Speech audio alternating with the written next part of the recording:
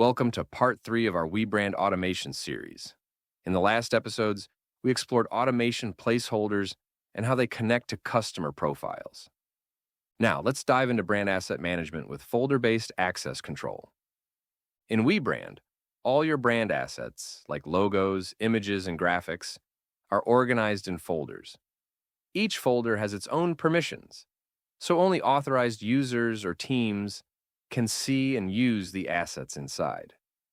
What's especially powerful is that you can set an automation placeholder to pull its source from one or multiple folders, including any subfolders.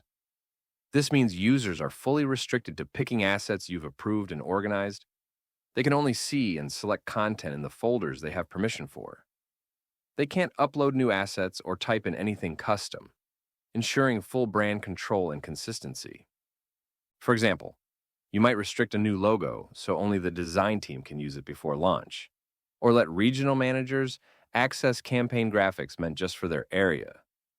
It's all managed easily through folder permissions.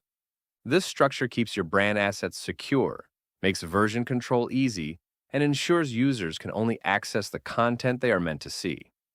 In Part 4, we'll explore how connecting your CRM, like HubSpot, Salesforce, or MLS listings, can drive even more automation in WeBrand.